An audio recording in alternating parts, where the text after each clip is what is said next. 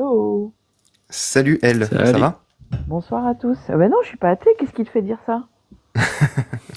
Ça avait l'air dans ce que tu disais. Et non, je t'ai demandé est-ce que c'était un live anti-islam parce que il y a que ça qui traîne et j'avais pas du tout envie de discuter avec et en fait c'est très intéressant ce que tu as dit sur la dent d'or parce que c'est exactement ça qu'il faudrait qu'on fasse dans tous les sujets en fait si on veut un vrai débat intelligent.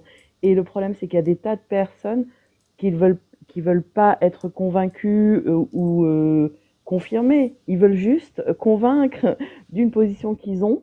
Et justement les gens qui arrivent à essayer de démontrer déjà le postulat de base, s'il est vrai ou faux, ben, sont expédiés directement à la cave, quoi. Voilà. Hmm. Toi, donc tu es athée, tu me confirmes, ou alors tu as peut-être une Non, autre non, croix. non, non, je suis musulmane Tu es musulmane, croyante. d'accord. Je suis devenue musulmane croyante. D'accord. Ok, tu es une convertie du coup. Ouais, enfin, oui, j'aime pas ce mot, mais on va dire pour les gens, oui, c'est ça. Ok, ça marche. Qu'est-ce qui t'a convaincu de rejoindre... T'es musulmane sunnite? Ouais. D'accord. Qu'est-ce qui t'a convaincu, toi, de... Après, c'est pareil, sunnite, c'est pareil, c'est un grand mot. Moi, je me détache de la tradition sunnite. Je suis islam sunnite selon les textes et non pas selon les traditions entre guillemets culturelles. Ça, parce que moi, ça me pose un vrai problème. Et à l'époque où j'étais athée, c'est justement ça qui faisait que j'étais athée, parce que je Mhm. n'en connaissais que la culture et pas la théorie, quoi. Ok. Mais tu suis le Coran et la Sunna du prophète. Et une partie de la sunna, ouais. Une partie de la Sunna, c'est-à-dire. Bah, c'est-à-dire que quand on dit la sunna, il y a beaucoup à prendre et il y a beaucoup, enfin, il y a beaucoup de choses et en fait, il y a peu à prendre, quoi. D'accord. Ok, ok. Et donc, qu'est-ce qui t'a convaincu de te convertir à l'islam? Bon, désolé, hein, ceux qui me suivent là, qui savent mon histoire, qui m'entendent toujours répondre la même chose à la même question, parce que Je ne te connais pas, je suis non, désolé. non, c'est pour ça que je vais vous répondre à vous, mais peut-être qu'il y a des gens qui me connaissent, donc voilà. Euh, Qu'est-ce qui m'a convaincu? Ben en fait, je me suis simplement posé des questions existentielles à un moment où j'étais dans le rejet de tout ce qui était spirituel. J'étais athée, mais pas athée gentil, quoi. Je veux dire, dès qu'on parlait de la religion, c'était va des retro Satanas, viens pas me parler enfin, de l'opium du peuple, etc. Et puis à un moment donné, je sais pas pourquoi, j'avais plein de questions existentielles, d'où on vient, où on va, voilà. Et quand je les ai posées à mon entourage, qui était bien plus érudit que moi, il y a eu des réactions qui m'ont un peu étonnée, alors que c'était vraiment des gens que je connaissais très très bien depuis plusieurs années et avec qui j'étais très très proche. Et du coup, ça m'a interpellée. Ça a attisé ma curiosité, que j'ai déjà voilà, dans ma nature. Et j'ai gagné un ticket à la radio pour acheter plein de bouquins. Donc du coup, j'ai été prendre ces bouquins. Et je sais pas pourquoi, quelque chose m'a guidé vers le rayon religion-philosophie. J'ai pris une quinzaine de bouquins. Il y avait tout dedans. Il y avait shintoïsme, bouddhisme, etc. Et je les ai lus un à un. Je sais pas, j'avais une soif comme ça de comprendre. Et quand je suis tombée dans le Coran, sur le Coran, voilà, c'est quelque chose qui ne s'oublie pas. Je suis tombée sur un verset en particulier. Alors, ne me demandez pas lequel, je le dis jamais parce que ça parle de quelque chose de personnel, donc je le dis pas. Et c'est qui m'a bouleversée. Et à partir de là, je me suis intéressée à cette religion. Mais quand j'ai mis le nez dedans, j'ai mis quand même du temps parce que à chaque fois que j'avançais, il y avait des choses qui me bloquaient. Et du coup, je disais non, non, non, non, ça c'est pas pour moi. Je repartais. Et je sais pas, hein, je sais que là, je sais pas si vous êtes rationnel, athée, vous, ou croyant, mais moi, c'est vraiment une dimension mystique. C'est que à chaque fois que j'avais une opposition, se passait un événement incroyable dans ma vie. Mais un événement, si je vous les raconte, vous dites que, voilà, en maths, à partir du moment où ça se répète deux fois, c'est plus du hasard. Donc là, c'était plus que ça. Une preuve. Et donc, je revenais. Et jusqu'à ce que je réponde à toutes mes questions et que j'adhère vraiment, quoi. Voilà. Je suis pas trop longue.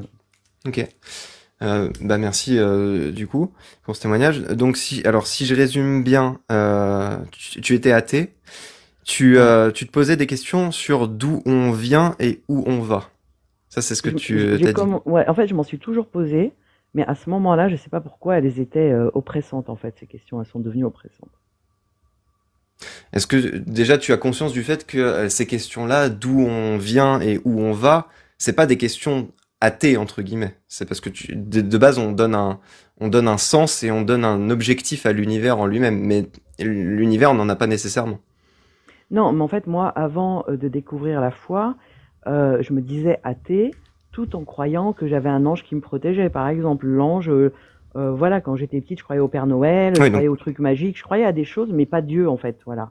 oui, d'accord. Je sentais bien qu'il y avait quelque chose qui n'était pas qui dépassait le matérialisme. Mais je m'y intéressais pas plus. Et en plus, dès qu'on parlait d'une règle, qu'elle soit religieuse ou pas, où il fallait que je restreigne certaines choses, ou que j'ai un code dans ma vie qui me restreigne ma liberté, ça m'intéressait pas. Je voulais Ok. vivre libre, quoi. Ok, ok. C'est intéressant. Et donc après tu m'as dit qu'est-ce qui t'a poussé à aller vers l'islam et là tu m'as dit que tu as trouvé un verset du Coran mais que tu ne veux pas citer parce qu'il est lié à ton histoire personnelle et ton vécu personnel. Tu as Ouais. trouvé un verset du Coran qui t'a principalement parlé. En fait, c'est pas que j'ai trouvé, c'est que quand j'ai ouvert le bouquin, parce que j'ai pas lu un peu dans l'ordre, je suis D'accord. tombée directement sur ce verset. Et ça m'a un peu choquée parce que, en plus, c'était quelque chose que depuis que j'étais petite, j'arrêtais pas de crier à la terre et on me disait mais non, c'est n'importe quoi. Enfin, on remettait tout le temps en cause cette façon de voir. Et là, je l'ai trouvé dans un bouquin, je me suis dit attends, qu'est-ce que c'est que ça, quoi? Ça m'a interpellée. Mais après, il y a eu des tas d'autres événements. Par exemple, quand j'en étais déjà bien avancée, mais j'avais toujours un peu des doutes. Et il s'est passé des événements bizarres. J'avais une pote toubib, je voulais lui offrir un cadeau. Elle était bien plus âgée que moi. Moi, j'avais la vingtaine hein, quand j'ai découvert l'islam. Et j'ai été chez un antiquaire qui, comme par hasard, était en bas de chez moi alors qu'il n'y en avait pas depuis 2 ans. Je lui ai demandé un cadeau. J'avais un budget, je sais plus, 250 euros, je crois. Il m'a dit non, j'ai rien à ce prix-là. Je suis partie, j'ai passé ma journée avec une copine. Je suis rentrée à la fin. Le gars, il m'appelle. C'était en plus le dernier qui était en train de ranger. Et qui me dit Hmm. bon, j'ai pas vendu, voilà, je vous propose ça. Et en fait, il me propose un livre écrit en vieux français du 17 ou 18e siècle et sur de médecine. Donc je le prends. Ah oui, donc ce qu'il faut que je dise avant ça, c'est que moi, en plus du Coran, après j'ai acheté plein de livres. Je voulais des preuves scientifiques. Donc j'achetais des livres qui s'appelaient Les miracles scientifiques du Coran. Voilà, je lisais à gauche, à droite. Et j'étais tombée sur un livre qui disait que il y avait plein de miracles scientifiques du Coran, qui parlait de certains scientifiques qui s'étaient convertis justement parce qu'ils avaient découvert des choses qu'on ne connaissait pas récemment, etc. Et j'avais toujours cette voix qui me disait ouais, mais qui te dit que c'est vraiment que au XVIIe siècle c'était vraiment comme ça la médecine. Donc je rejetais. Et en fait là, le cadeau que j'avais acheté avant de lui offrir, je l'ai lu et je suis tombée sur l'original qu'ils avaient pris dans l'autre bouquin. Donc en fait voilà, il se passait des tas d'événements comme ça qui faisaient que voilà, il y avait une dimension qui n'était pas rationnelle, mais qui me donnait des explications rationnelles. Voilà. T'as conscience que tous les événements que tu décris, en psychologie, on appelle ça des biais cognitifs pour pas mal de points. C'est pas Oui, des je preuves sais. formelles de la Non, mais je suis véracité de d'accord. Moi, tu l'existence me de demandes. cette divinité. Bien sûr, mais en fait, moi, je sais, là, ça, c'est mon vécu à moi. C'est-à-dire que pour quelqu'un Hmm. d'autre, il n'aura pas de sens. Moi, tu m'as posé la question sur moi, mon cheminement, je t'explique. Mais après, les biais de confirmation, les biais cognitifs, les biais il y en a plein des biais, en fait. Donc, on peut toujours, ça aussi, ça peut être un biais de toujours trouver un biais, quoi. Tu vois? Bah, c'est-à-dire que quand il y a un biais notable et précis, là dans les histoires que tu me racontes, j'en vois.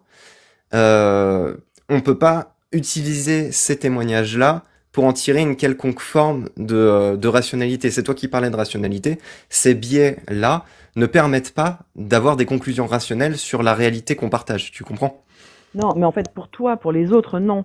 Mais quand Mais c'est même pour toi. personnel, si, si, pour moi, parce que en fait, il y a une autre dimension et celle-là, elle est pas rationnelle et elle est indicible, elle est inexplicable. C'est un sentiment, c'est une conviction, c'est quelque chose qui est là et que tu ne peux pas expliquer à quelqu'un qui ne l'a pas. D'autant plus que moi, j'ai connu la période où je l'avais pas, où je rencontrais des gens qui l'avaient et que ça me parlait pas en fait, et que pour moi c'était des conneries et que ce qu'il racontait c'était une vision de son Hmm. esprit, mais que ça n'existait pas. Sauf que quand je suis passée de l'autre côté, j'ai compris en fait ces personnes-là beaucoup plus tard, quoi. Ouais. Alors là, du coup, t'as reparlé d'irrationalité, en fait. En fait, dans ton expérience personnelle, de façon générale, l'expérience personnelle, c'est ce que je disais, je sais pas si t'étais là quand je parlais, que je donnais mon édito initial. L'expérience Non, je viens personnelle, d'arriver. c'est, Désolée. pas de problème. L'expérience personnelle, c'est salut H. C'est justement le pire niveau de preuve et le pire niveau de méthode rationnelle possible. Parce que justement, non seulement on a tous les biais associés à notre cognition de façon générale, et aussi associés à nos sens, à notre perception. Il y a énormément de choses qui rentrent en compte.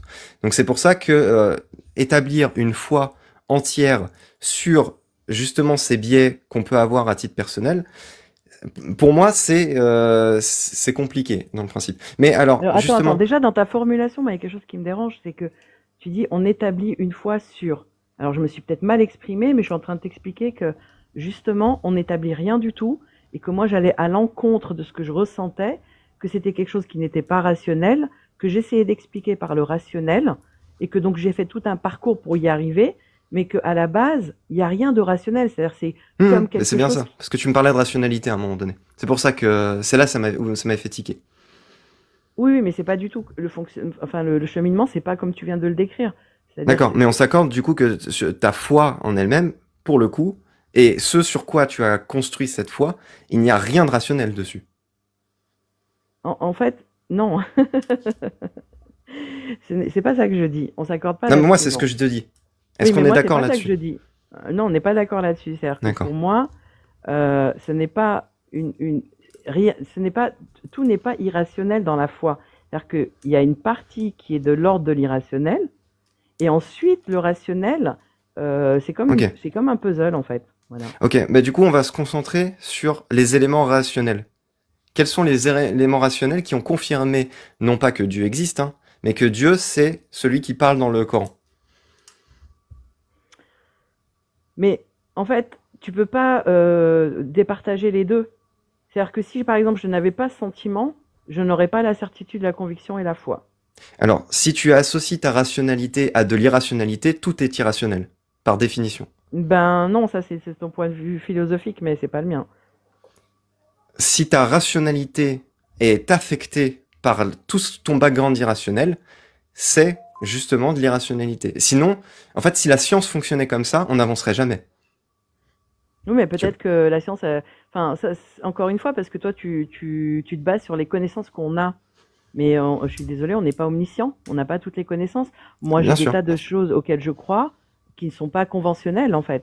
Et qui d'ailleurs commencent, pour certaines, à être prouvées. Après, moi, j'ai pas été très loin, j'ai pas dépassé le bac plus 2. En plus, c'était pas du tout dans ces domaines-là, mais par exemple, l'intrication en physique quantique, quand j'ai découvert, alors le prix Nobel, il a été donné là il y a quelques années, 10 ans ou je ne sais pas combien, mais enfin, il a été rappelé, non, il a été révélé il y a quelques années, mais apparemment, d'après quelqu'un que je connais, il m'a dit ça fait très longtemps qu'on connaît ça. Moi, je connaissais pas, mais quand j'ai lu ce que j'ai lu sur l'intrication en physique quantique, j'ai halluciné. Parce que, par exemple, moi, je suis persuadée qu'il y a des communications qu'on peut avoir qui sont pas matérielles. On appelle ça comme on veut, de la télépathie, une influence de magnétisme, peu importe. Ce que je veux dire, c'est qu'il y a Ok. des tas de choses qu'on connaît pas encore, quoi. Bah justement, là, tu fais glisser le penchant de la rationalité, donc de la recherche et de l'étude scientifique, vers de l'ésotérisme. C'est ce que tu fais. Et le truc, c'est que quand tu parles de télépathie, quand tu parles d'intrication quantique, c'est un sujet d'étude de la physique quantique. C'est très passionnant comme sujet, effectivement. Il y a beaucoup d'études qui sont faites et des méta-analyses qui sont faites. Mais ces méta-analyses ne concluent jamais à la potentialité, surtout qu'en fait, ça n'a pas vraiment de sens quand on se penche un peu sur le sujet de la physique quantique, mais ne basculent jamais, justement, sur des sortes de capacités extrasensorielles. Non, bien sûr, mais à partir du moment où ils disent que avec, je sais pas moi, 10 000 kilomètres, deux points communiquent, deux aiguilles communiquent, moi, j'ai pas besoin, en fait, d'en savoir plus. Moi, je me fais ma propre compréhension. Je sais que tu vas me dire, ouais, mais c'est prétentieux. Ok, dont acte, il n'y a pas de problème. Ça peut paraître prétentieux. Moi, je Mais ça, fonctionne c'est comme ça. irrationnel, tu vois, de penser comme ça, par exemple, de réfléchir comme ça. Ben, irrationnel selon les conventions établies, selon ce qui est établi. Mais justement, c'est parce que la science a des principes et une position rationnelle et une méthode à appliquer qu'elle peut continuer d'avancer. Si on appliquait justement ce genre de, on va dire pas de, d'intuition et simplement s'arrêter sur cette intuition et de se dire cette intuition me plaît et donc bah c'est certainement vrai ou en tout Alors cas explique-moi. je vais aller Ouais, chercher attends je termine je vais aller chercher du coup faire du cherry picking et aller chercher tous les éléments qui me confortent dans cette croyance. Ça on sort de la méthode rationnelle justement ok, j'ai compris, mais dans dans ce ce cas, qu'on est comment t'expliques par exemple que des tas de découvertes ont été découvertes dans leurs rêves des scientifiques? des tas de découvertes. T'as un exemple? Ouais, deux ou trois en tout cas à ma connaissance que j'avais Bah lu. t'as un exemple Ils ont. précis? Bah attends, je vais chercher. Non, écoute, je connais pas, je retiens pas par cœur tout ce que je lis, mais je vais te trouver ça. Donc, quand tu dis que Après la qu'un science, elle fonctionne comme ça, c'est ce qu'on t'a appris, mais ça Hmm. veut pas dire qu'il n'y a pas Est-ce que tu d'autres sais ce que méthodes. c'est qu'un rêve aussi dans le principe? Ah bah c'est pareil, les rêves c'est pareil, il y a plusieurs stades, donc ça dépend de quel. Bah, quel- un rêve, de ce qu'on sait, de ce qu'on en sait en neurosciences, c'est juste un état spécifique du cerveau qui processe des informations qu'il va avoir dans sa mémoire et dans un état de conscience altéré qui est bah, du coup ultra diminué par le sommeil et surtout dans sa conscience.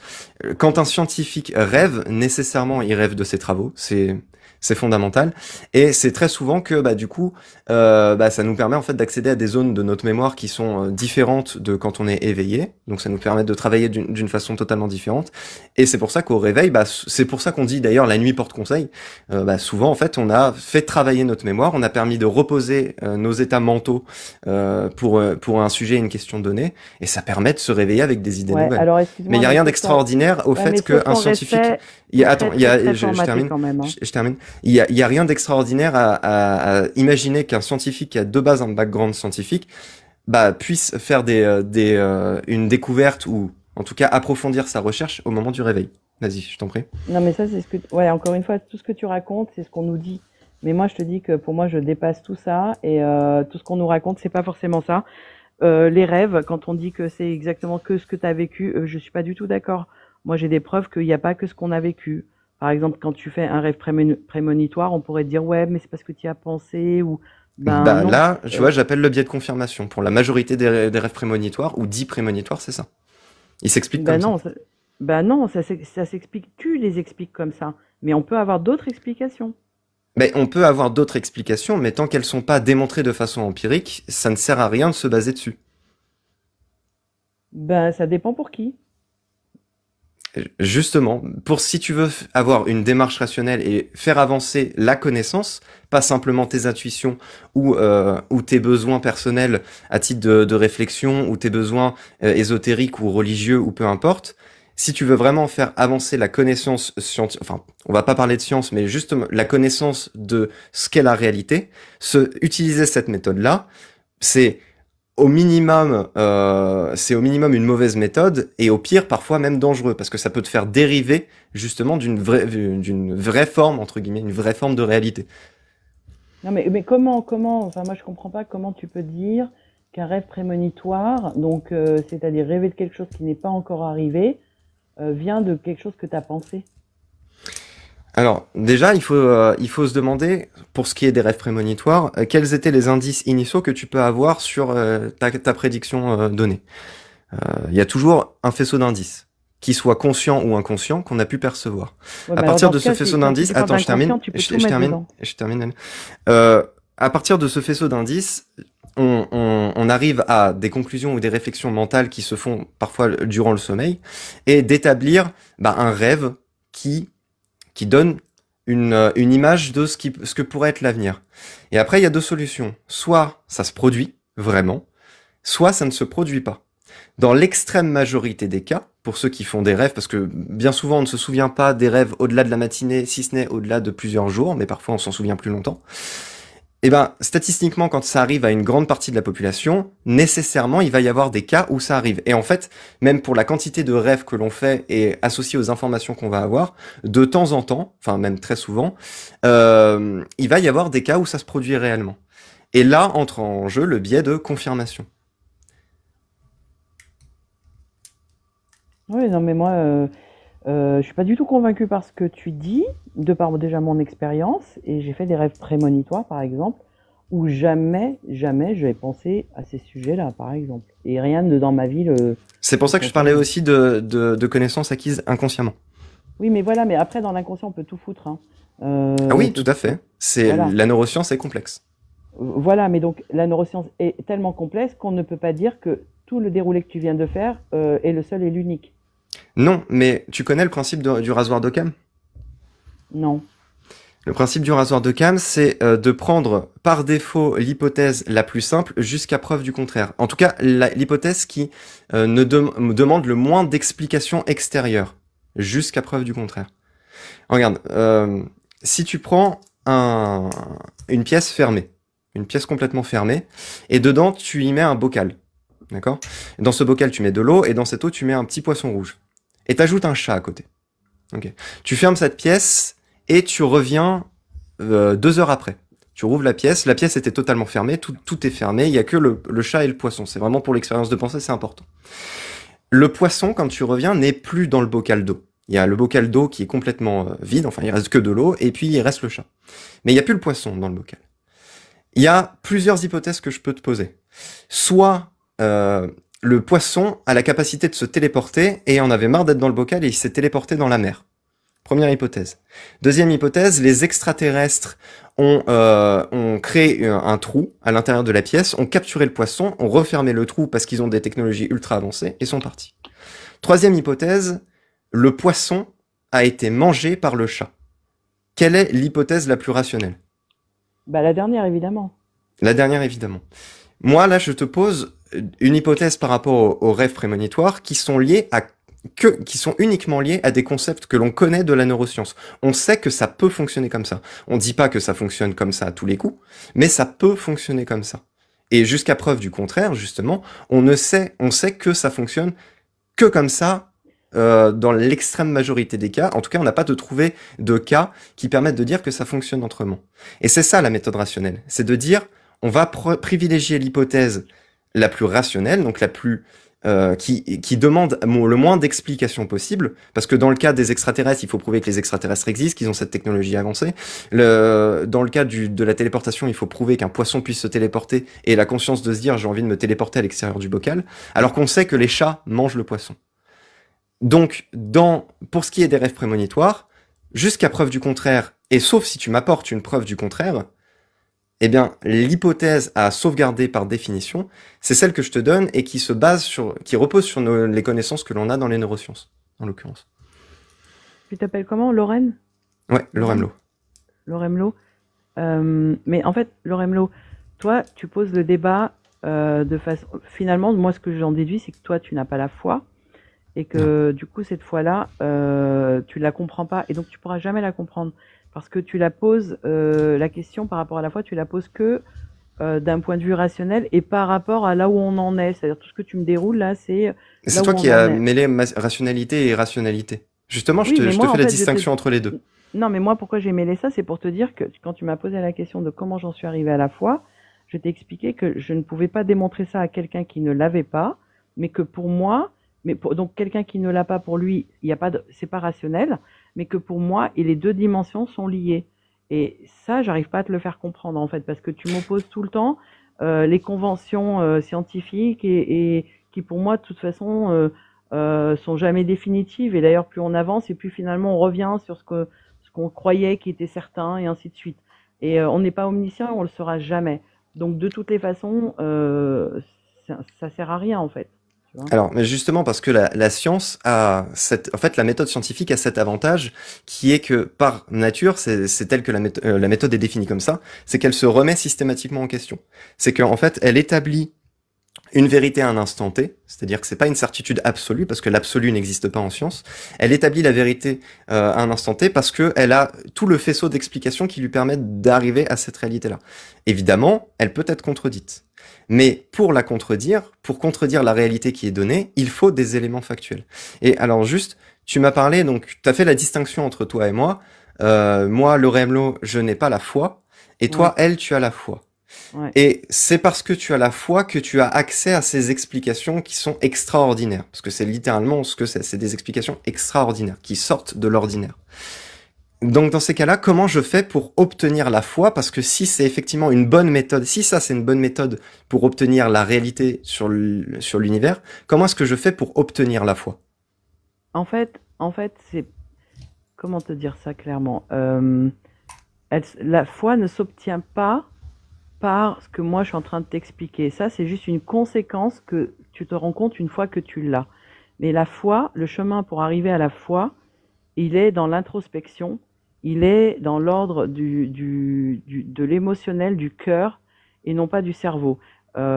Jusqu'à présent, par exemple, tiens, en parlant de science, il n'y a pas longtemps, on a découvert que le cœur, quand on le Attends, déroule, ouais, on divague pas sur tous les sujets parce que là, ce que tu dis est un point important. Parce que, donc, du point de vue de la méthode que tu es en train de décrire, pour accéder et arriver à la foi, il faut utiliser tous les moyens qu'on a de façon introspective, à savoir tous les moyens qui peuvent nous tromper. Parce que ce qui est de l'introspection, c'est basé sur nos sens et sur nos réflexions personnelles. Ça, c'est le meilleur moyen pour, justement, non, se je parlais faire pas de une ça. idée. Ouais, mais quand Bah, je parle d'introspection, alors attends, je développe.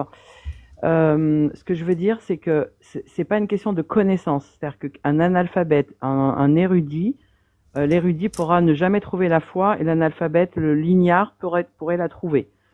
En fait, c'est pas une dimension de connaissance, c'est pas une introspection au niveau de la connaissance. C'est en plus, ce n'est pas nous qui décidons, c'est qui nous décidons d'être qui va nous ouvrir à la foi qui est donnée par le divin. C'est-à-dire que c'est pas, c'est par rapport à un choix en fait qu'on fait intérieurement qui fait qu'on va avoir accès ou pas. Et c'est pas une histoire de connaissance. C'est après que la connaissance va le confirmer.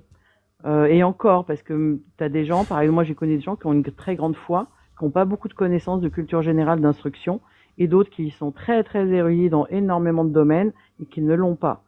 Donc voilà, moi je fais un lien personnel pour expliquer, mais pour moi la foi en fait c'est une dimension qui ne s'acquiert pas par la connaissance scientifique. Et tous ceux qui la cherchent comme ça, ils la trouveront pas, parce que c'est pas le chemin. Voilà. donc, parce que là, est-ce que tu prends vraiment conscience du fait que il y avait strictement rien de rationnel dans toute ton intervention? On est d'accord? Il y avait pas du tout de rationalité. De ton point de vue à toi, ouais, il y en a pas.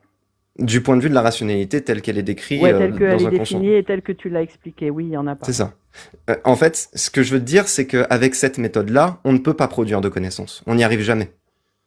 On n'y arrive jamais parce que bah, si on se basait que sur ce genre de méthode et on le faisait jusqu'à il n'y a pas si longtemps dans l'humanité, bah, on n'arrivait pas à progresser, que ce soit en médecine, que ce soit en technologie. Alors après, que la Bah, ça technologie soit dépend bien parce ou que mal. prendre l'histoire des musulmans, c'est pas la même que chez les chrétiens. L'Église au Moyen Âge, elle disait donnez tout à l'Église parce que Adam a péché avec l'arbre de la connaissance et donc la connaissance c'est le diable et donc c'est pas bon la connaissance. Mais finalement, que ce soit la médecine, l'astronomie ou n'importe quelle science, ce sont les Arabes les Arabes ont beaucoup amené par rapport à la religion justement.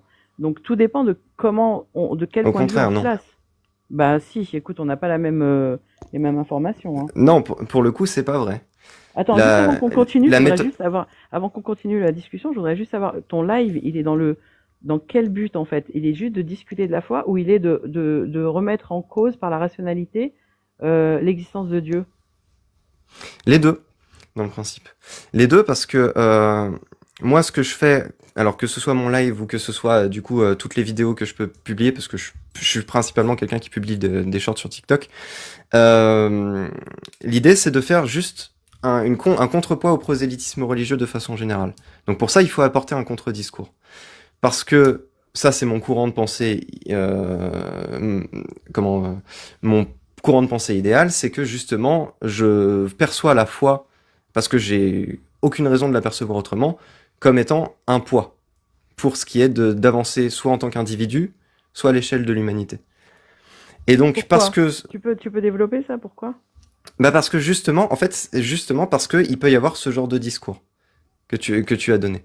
Non, Des mais discours, sinon, juste sans mon discours à moi, juste toi personnellement, pourquoi tu penses que la foi c'est un poids?